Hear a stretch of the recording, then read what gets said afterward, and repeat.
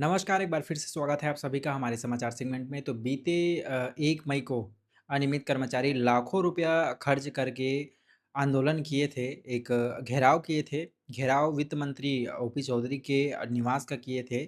उम्मीद ये लगा रहे थे कि जो उनकी 9 सूत्री माँग है, जिसमें प्रमुख माँग ये है कि 3 साल से जो काम कर रहे कर्मचारी हैं, 3 साल से अधिक काम कर चुके कर्मचारी हैं, उनको स्थायीकरण का लाभ दिया जाए और छँटनी ना किया जाए।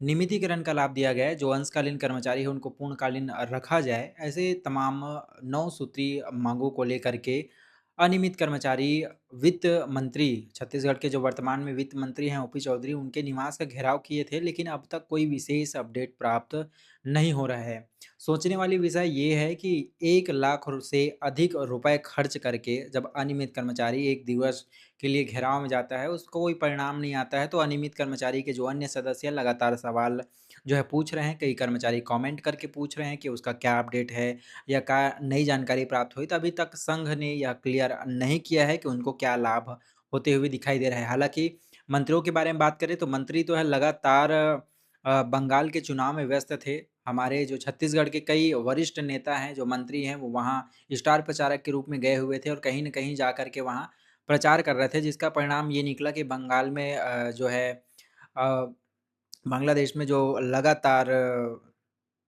जो चुनाव हो रहा था, जहाँ लगातार बीजेपी उसमें हार रही थी, उसमें अब सफलता प्राप्त हो गया है। 77 साल बाद बीजेपी जो है वहाँ अपना जो अपना शासन है वो स्थापित किया है। इसके अलावा आपको बता दें छत्तीसगढ़ में कई बड़ी अपडेट्स प्राप्त हो रही है। सबसे बड़ी अपडेट तो ये है कि बंगाल चुनाव के जस्ट बाद वापस लौटने पर छत्तीसगढ़ शासन के द्वारा 43 लगभग 43 आईएएस का जो है ट्रांसफ़र कर दिया गया है, यानी कि अधिकारियों का लगातार ट्रांसफ़र होना अब जो है तय है।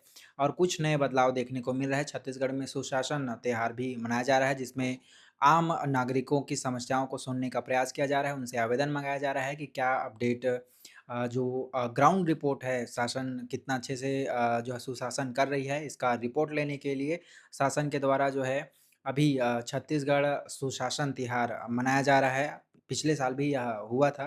इसके अलावा आपको बता दें कि सुशासन तिहार में मुख्यमंत्री जो है स्वयं वो संपर्क में रहते हैं, यानी आप कोई भी आवेदन प्राप्त होता है अधिकारियों को या आपके द्वारा कोई आवेदन दिया जाता है तो डायरेक्ट कहीं न कहीं मुख्यमंत्री के जो वेबसाइट है उस पर अपलोड होने वाला है और उसमें क्या अपडेट है उसे भी आप अपने मोबाइल के अ, वेबसाइट से जाकर के देख सकते हैं। इसके अलावा ये अपडेट आ रहा है कि अब महिलाओं को छत्तीसगढ़ जो है विशेष लाभ देते हुए दिखाई दे रहा है। अब जो रजिस्ट्री कराते हैं, यानी आप चाहे श्रमिक वर्ग के हों या किसान वर्ग के हो या कोई उद्योगपति हो या फिर कोई आम जो है कर्मचारी हो, आप सभी के लिए विशेष अपडेट ये प्राप्त हुआ है कि अब जब आप ज़मीन का रजिस्ट्री करवाएँगे, उसमें जो भी शुल्क लग रहा था, यानी रजिस्ट्री का जो भी शुल्क लगता था, उसमें अब 50% की छूट छत्तीसगढ़ शासन द्वारा किया गया है। अब आप अपने मनचाहे ज़मीन का जो रजिस्ट्रेशन है, वो करवाना चाहते हैं या जो ज़मीन पहले से पेंडिंग है, उसका रजिस्ट्रेशन करवाने का प्रयास कर रहे हैं, तो अभी सुनहरा मौका है क्योंकि छत्तीसगढ़ शासन द्वारा 50% उसमें छूट, यानी जो लागत आ रहा था, उसमें 50% की छूट दिया गया है। साथ ही एक कंडीशन भी रखा गया है कि अगर आप अपने फैमिली के किसी महिला के नाम पर ज़मीन को ट्रांसफ़र करवाते हैं या ज़मीन का जो है रजिस्ट्रेशन करवाते हैं, तब जाके आपको 50% का लाभ प्राप्त हो सकता है।